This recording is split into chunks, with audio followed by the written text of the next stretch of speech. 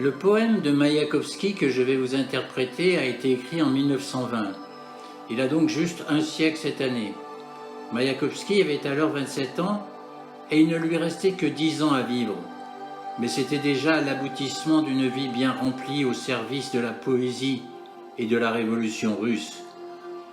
En 1906, à l'âge de 15 ans, il adhère au parti social bolchevique et participe aux manifestations révolutionnaires. Arrêté 3 fois pour conspiration, il s'initie à la poésie alors qu'il est emprisonné en 1909 et devient très vite un des meneurs du mouvement futuriste. Il accueille d'abord avec enthousiasme la révolution d'octobre 1917 et il met son talent au service du pouvoir politique. Mais très vite, il se heurte au conformisme des critiques et du parti. Il sillonne pourtant l'Europe en ambassadeur et visite Berlin, Paris, New York, où il fait une série de conférences. De retour à Moscou en 1926, il est de plus en plus en butte au pouvoir de Staline et déchiré par ses aventures amoureuses. Le 14 avril 1930, à l'âge de 37 ans, il se tire une balle dans le cœur. Il avait rédigé sa propre épitaphe 2 jours auparavant.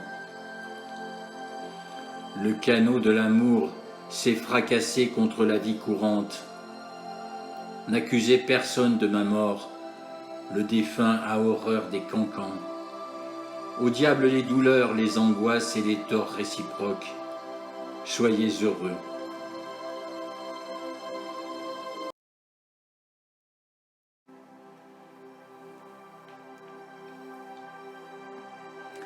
Maïakovski, Si on allume les étoiles, 1920. De 140 soleils flambait le couchant. L'été roulait vers juillet. C'était la canicule. Et la canicule faisait la planche. C'était comme ça, la datcha. La petite colline de Pouchkino poussait la bosse du mont Akoulov. Et en bas de la colline, il y avait un village qui penchait l'écorce de ses toits.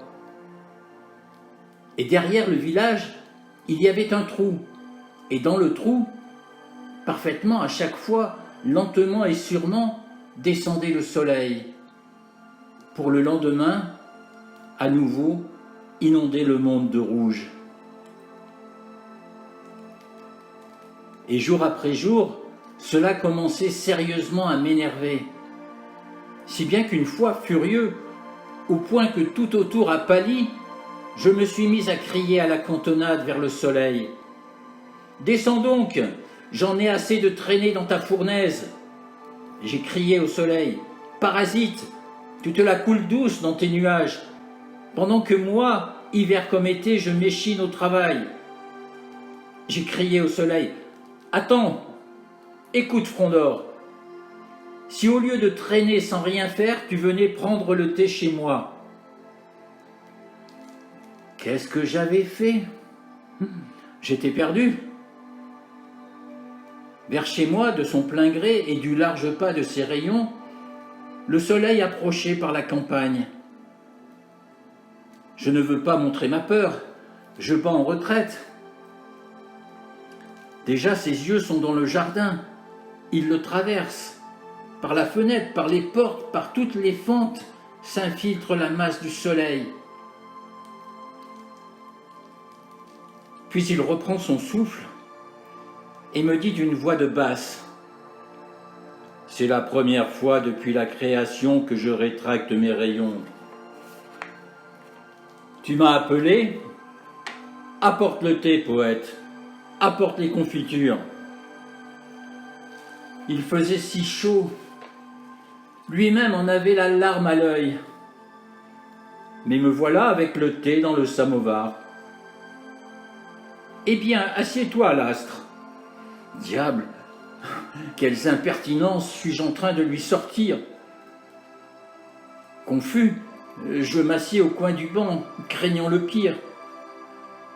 Mais une étrange clarté ruisselle du soleil, et oubliant toute réserve, je reste là à bavarder de tout et de rien, de comment le boulot me bouffe. Et le soleil, Bon, te plains pas, regarde les choses en face. Tu crois que pour moi c'est facile de briller? Essaye un peu pour voir. Vas-y où tu veux et brille tant que tu peux. Nous avons bavardé comme ça jusqu'à ce qu'il fasse noir.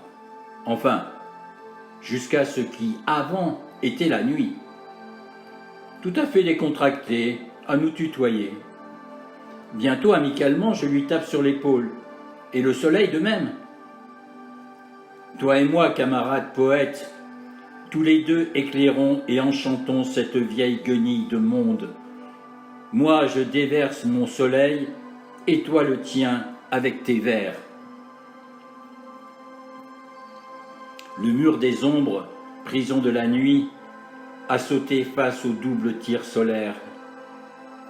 Remue-ménage de poésie et de soleil, rayonne tant que tu peux.